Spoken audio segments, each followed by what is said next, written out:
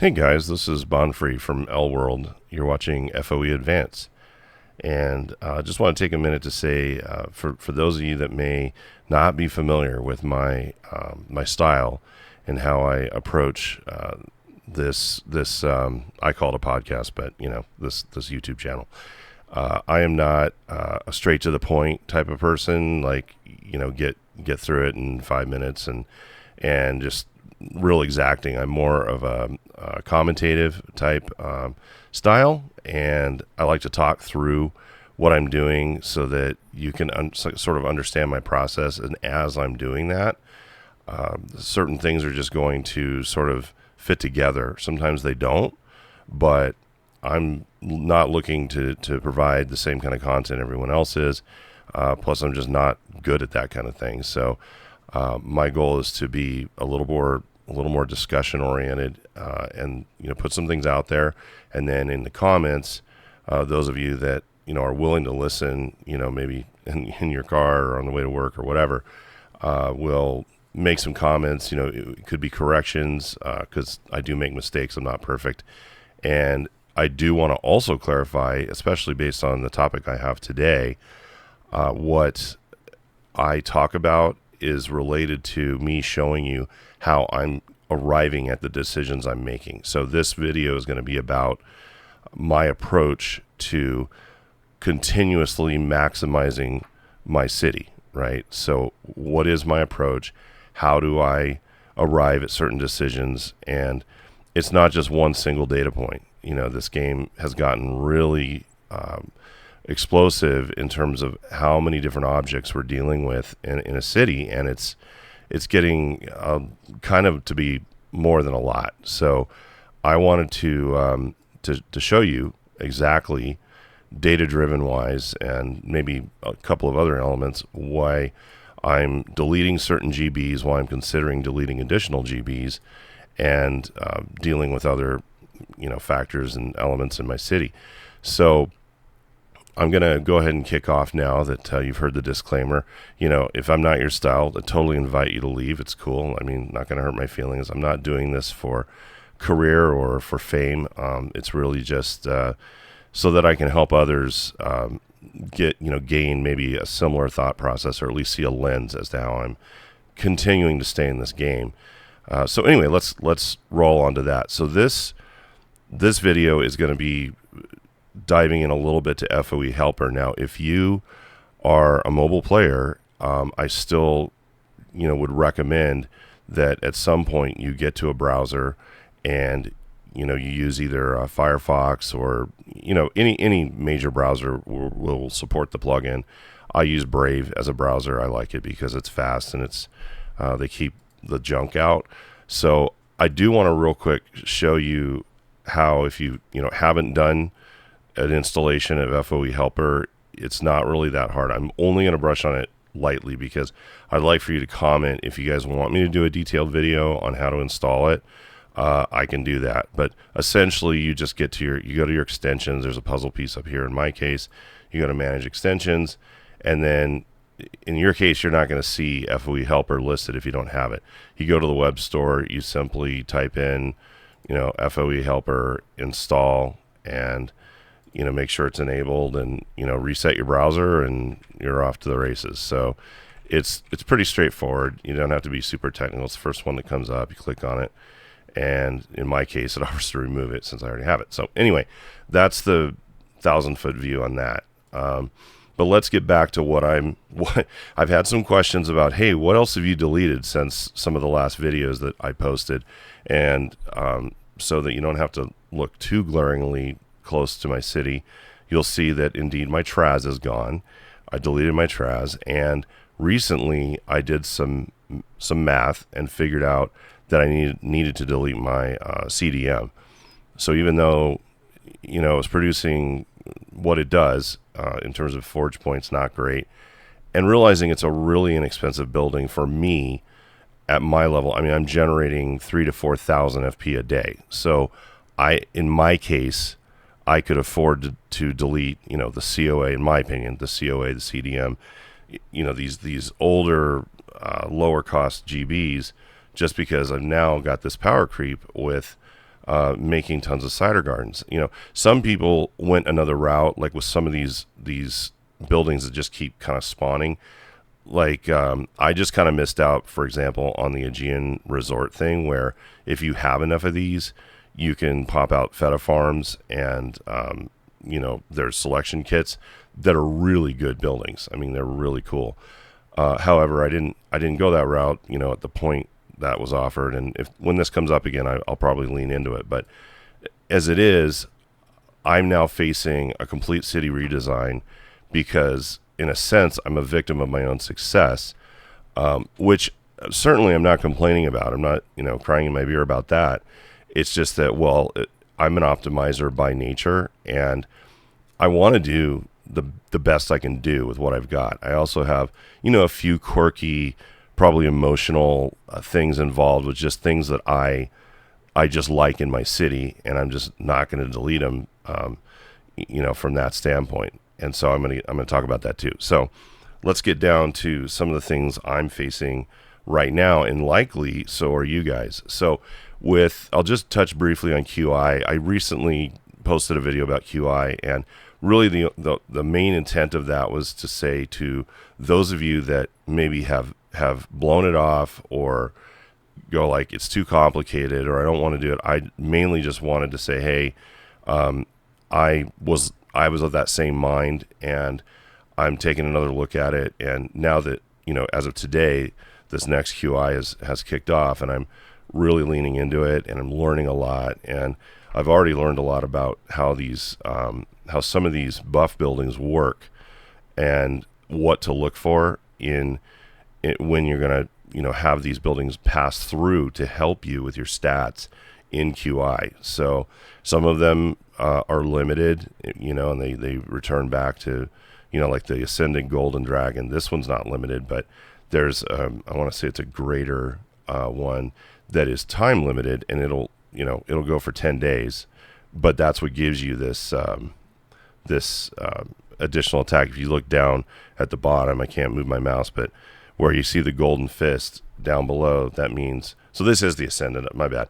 So this is going to hang out for 9 days and 16 minutes more, and then it'll go away. It'll regress, and then I'm going to have to get pieces to kind of at the next, as I go through QI, I need to get fragments to get another, Ascended. So anyway, enough of that. But what I'm looking at is, okay, what can I delete? Because the problem is, I've already deleted, just a quick list overall this year. Phantom Tower, no, not Phantom Tower. Sorry, that was in my notes. The CDM, the Flying Island, the COA, my Traz, and I want to drill into a new feature about that. But that I'm really glad I did delete the Traz, and I'll explain. It's kind of a hacky viewpoint, but I think it's completely valid with the new reload feature when you're battling, the single button reload. So I can expand on that in a minute. So COA, Traz, and so the TA I'm really looking closely at, because in fact TA is next. I'm definitely deleting it, because what I did is I started leveling up my Hydra over here. And, I'm in SAT. I've got hundreds of thousands of SAT goods, so I can just keep leveling this building like crazy. And it, throws off a lot of metals. It helps everybody that's joining in, and I have the FP. So to me, the Hydra has now completely run over the value of the TA. So, and this TA was very expensive to get up to its level of 68. I think when my Hydra was at like 13 or 14 or something like that, it had the same specs as this. So, it's just a newer building for the age. So, I'm actually just going to go ahead and delete that right now, because I had planned to delete my TA. So that's gone, making some much needed room. So that was one. The Himeji Castle, I'm really struggling because I love Japanese architecture, and I'm not a super look at my city as a piece of art, but I love the look of the Himeji. I just think it's so cool the way they kind of did the virtual future kind of stuff on it with the holograms. I just love the building. I love the building more than probably what it does for me. So that's a sappy thing right now, and I'm in the same boat with the Kraken. Should I delete the Kraken? Probably so, but it's pretty efficient, all things considered. It's not a huge building, and I'll talk about why it's efficient. It depends on how you look at it with the data and the spacing, right, of the return on investment of how much room they take. The biggest problem with the Himeji is it's so freaking big. I mean, it's just massive. And that's when I need to think, well, I've got, a dozen cider gardens in storage right now because I can't fit them into my city. And I keep generating them from these vibrant autumn vineyards. And so then I'm scratching my head going, well, should I slow down? I don't think I want an entire city of just cider gardens. I mean, it just seems kind of, So then that forces me to look at how I get those gardens, right? And so it starts with being able to get a vibrant autumn vineyard. Then I got to put down these granny trees, and then, the cider garden fragments pop out of those. Well, I've got so many now, I'm popping 2 of these a day, and I'm like, well, when's it going to have to stop? So I'm commiserating with another player that's in my guild who we're in the same situation. Like, we have the same amount of production on these.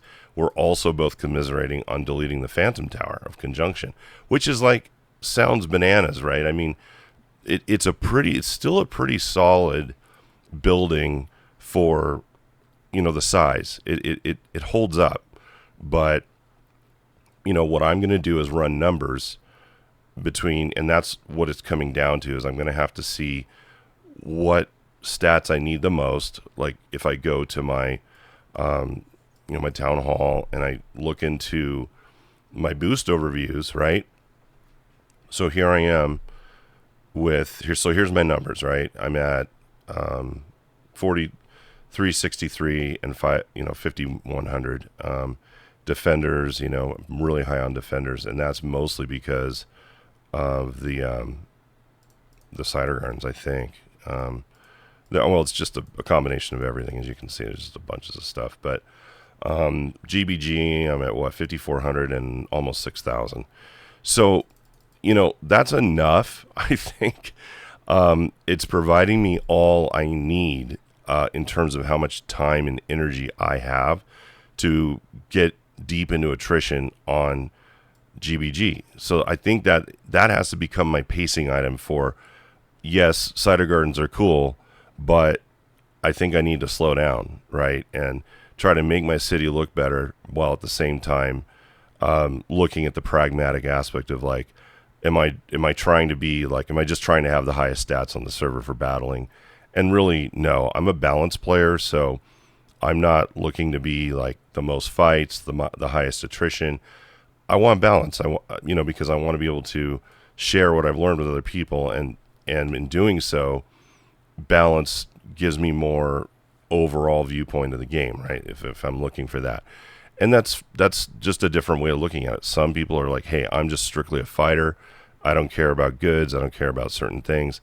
I'm trying to balance all of it. So that's the paradigm I come from. So anyway, let's get to the tools. So here we go on FOE Helper, and I'm going to pop up and show you how I actually look at these things. So 2 buildings in particular I'm looking at to say, hey, should I keep these? Because the Aegean, I only have one of this, and that's the one that provides the fragments for the Mediterranean Memories selection kit. But in order to really go that direction, I would need to have like 5 or 6 of these. And so having one is kind of like, but it does throw off fragments for finished special productions.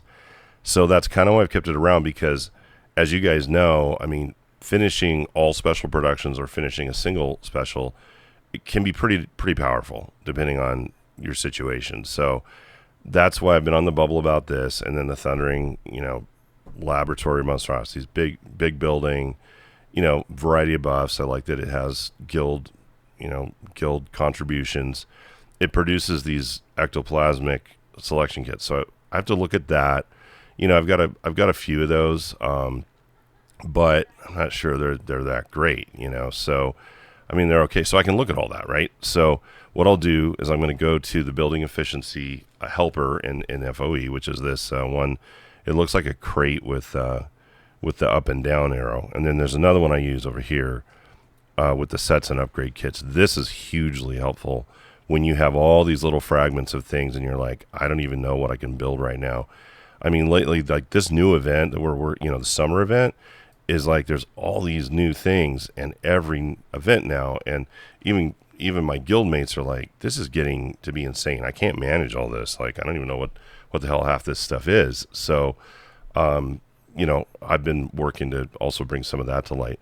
So right now, this is where I set my filters, right? So if I want to look at the efficiency of buildings, say just by forge point. So I didn't mention it earlier, but the CC, the Cape Canaveral, something that everybody picks on. That it's like, hey, you should delete that. Mine's up here, and my Cape throws off 70 FP. Not bad at all for the size, and we can look at that. So I'm not going to balance my filters yet with these other benefits. I'm just looking at FP.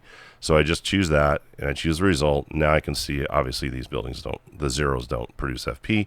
I go down here, and what I'm really wanting to see is buildings from a pure FP standpoint. Where does the building in question land? So the Cape actually isn't bad. It lands pretty high in like the top 10. It's here. Again, this is the best of it is the Shinto Temple, related to FP production based on size. And believe it or not, the Kraken's on this list too. Not top 10, but pretty close. So the Kraken came in at almost 1,100% efficiency. Cape came in at almost 1,600%. So to be honest, I mean from that layer, I think it's probably pretty solid just to hold on to it until I just can't.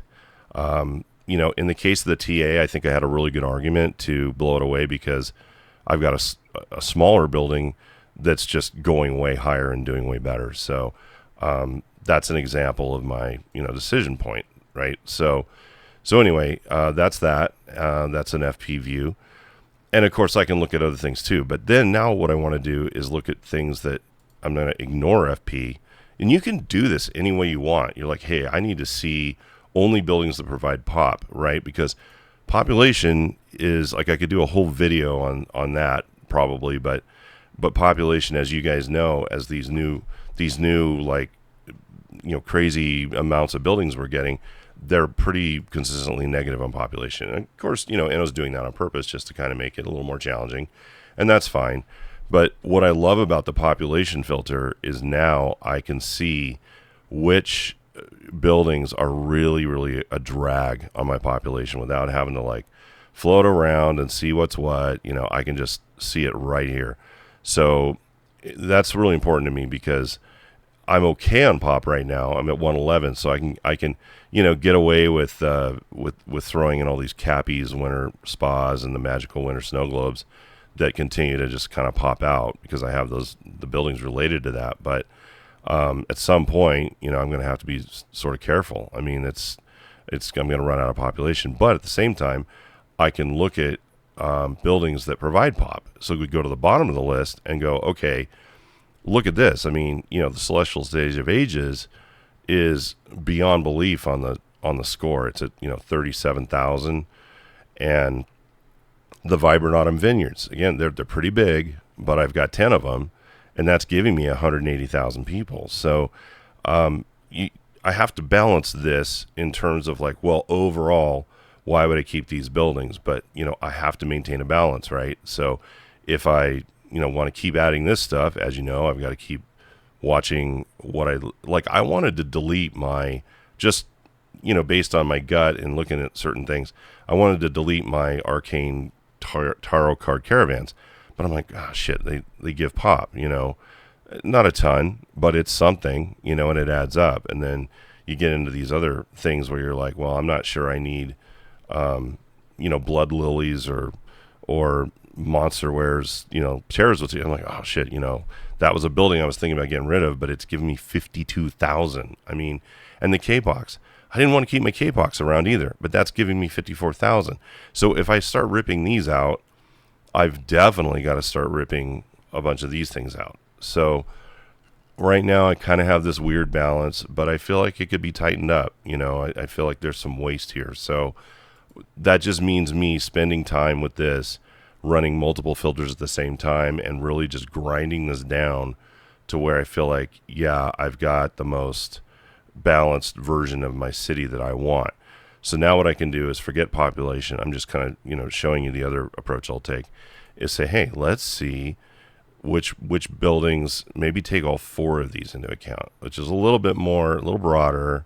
So that way the scoring is going to, you can change the weight of the scores over here, but I generally just leave it where it's at because I'm not that much of a nerd. So I kind of just don't change any of that. But, so now obviously we can see what provides none of these things. And then as you go down the list, here's our scores, right? So it's like, well, yeah, I don't really want giant K-box because they only, result in 130% efficiency. That's pretty bad. You at least want 200%. I mean, what I've always, the kind of word on the street is with the efficiency, you want 200 plus, okay?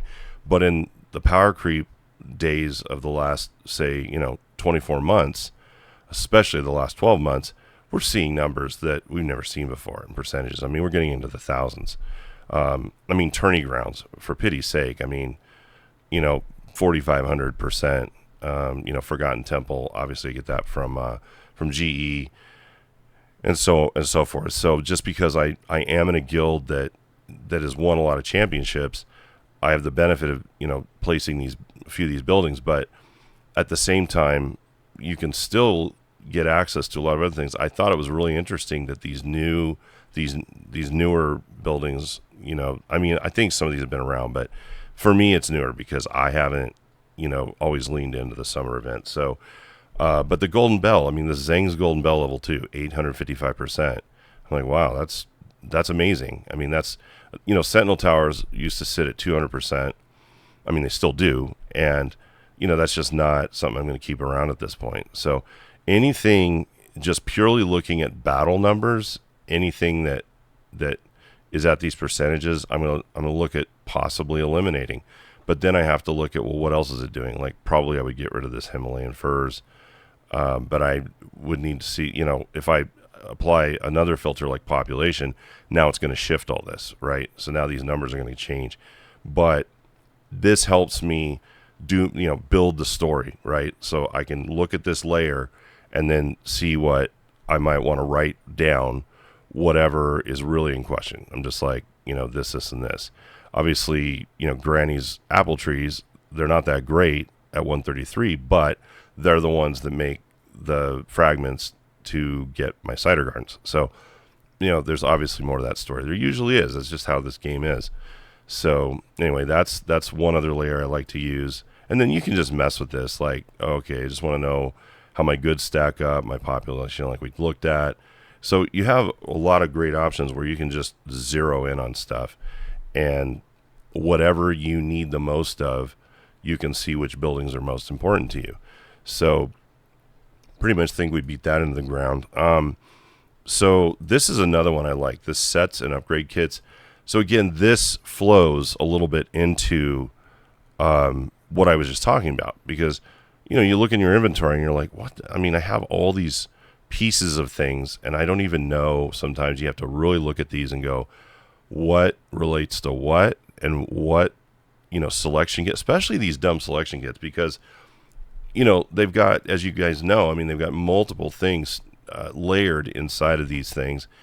And so what's cool is this kind of overview summary lets you know what you have and what you're short on, right? So you can look at you can filter this, and I'm not going to get real deep into it, but this is just really handy because you can very quickly see if you're short, say one piece that you need, one tile piece that you need for an upgrade, or maybe you're missing a gold, but you have a silver, whatever, right? So, the odd thing for me is that I was able to put down one flamingo habitat, but, and crazy, right? I have a silver and a gold weighting, but I only have a level 1 and one freaking upgrade kit, right? So that all that shit is just sitting there waiting for me to get like, a ton more upgrade kits. And then you can do show missing parts down here.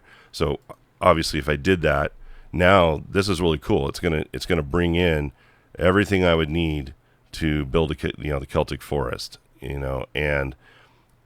so on and so on. So this is huge, being able to show missing parts. So hopefully that helps you as well, because with everything new going on, as we discussed, it's hard to keep everything in check. So, okay.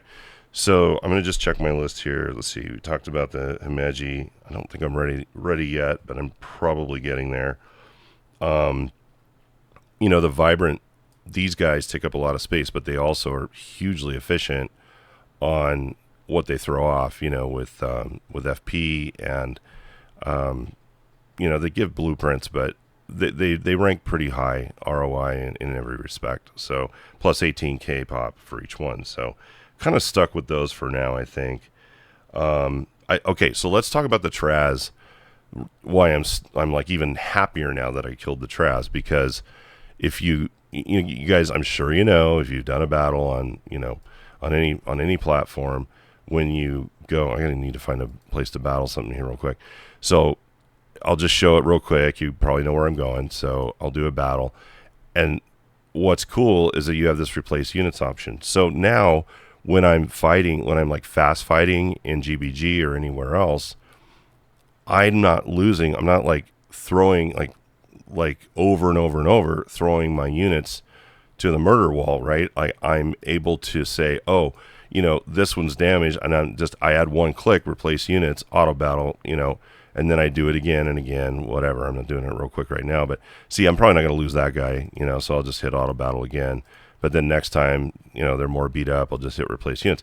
So what's happening is I'm losing like 90% less units than I was before we had replace units, because I didn't want to take the time. No one did, right? Like when you're in a battle and a race in GBG, you don't want to be coming over here going like, oh, I'm, I did 6 battles and now I'm down to 2, so I got to come over here and do this, and then, so not only were you smoking more units without this, you were, clicking a lot more. It's a lot more wear and tear on your body. So this is just magic for me, like, and for a lot of us. I mean, this is incredible. So now I'm keeping basically, not all, but I mean 90, probably 95% of my units that I fight with. I mean, this number, this 7,300, since I deleted my Traz, it hasn't changed within 200 units at all. And I deleted it like 3 weeks ago. So I'm, in my case, I don't regret it at all. However, for quests, it used to be handy, recruit units, but what's happening now is I have so many other options to recruit units. I mean, I've kept these celestial stages around, and I mean, each one of those throws off 12 units. And then the other one I use for that particular kind of quest is, I want to say it's, so just units. So I guess I've just collected these over the years or over the months. And so I just pop one of these open when I need, it says, hey, recruit X amount of units. So I just do that. So again, that aspect of the Traz is obsolete for me. Again, not saying you should do that, depending on where you're at in age and with units and how you fight, gaming style. So, there you have it. I think Phantom Towers are probably on my hit list to get rid of. I already did delete the Keymasters workshops. I mean, I saved them because they're the ones that give you fragments for these, but man, it moves so slow. Even if you've got upgraded Keymasters, I mean, I have like 6 of them, and it was still pretty slow. It took me like, man, I don't even know. It took me months to get enough frags to get up to the, the highest level of the Phantom Tower, which is the one you want. Like, to me, it's not worth putting this thing down unless you're at the Phantom Tower. Sorry, it's not a Phantom Tower until it's a Phantom. Anyway, so the Tower of Conjunction. But yeah, so that's on the hit list. Donkey enclosures I'm looking closely at too. Again, these are buildings you may not have or even heard of. I'm not really into I think donkey enclosures are going to be going down the toilet really fast because they produce goods, kind of don't care. I have enough of that. One random unit and then 12 and 12 on the basic red and blue. I put these down because I got so many because I leaned into the event on this, but now I can strip these out, replace them with Cider Gardens. I mean, look at the battle stats on Cider Gardens. I'm still getting units there. Compared to this, it's just 12 and 12, and this is like 9-13 plus the blue 12 attack for defending. So gonna rip those out real soon. So that's the next hit. So anyway, I think that's what I got for today. I appreciate you guys watching and listening, and I am gonna do an updated, much better video on some of the things I'm learning about QI because I'm really leaning into it. I bought the extra thing or whatever for $30, and so I'm moving up quickly in my understanding of it, and some of the guildmates I have are very, very good at it, and I'm able to ask them, I'm like, hey, what about this weird little nuance? Like, I tried to do what the spreadsheet said, on the first build with the expansions, and I didn't have enough of the currency to do it, and you just run into weird things with QI because it's not only is it new, they're kind of tweaking it too as we go along, which I think is fine, but it moves a lot. So I haven't seen a lot of QI YouTubes lately from the players, the usuals out there that post about it. Maybe I've missed something in the last few days, but I've been looking around, seeing if there's like, hey, this is the new update on QI, or this is what people are doing. It just seems to kind of be in the ether. So I don't plan to be the voodoo expert on that, but I should be able to post something a lot more comprehensive and usable than the last one, which was like, hey, take a look. If you hate on this, don't give it a try. But anyway, thanks for listening, everybody, and comments are welcome. And happy forging. We'll see you soon.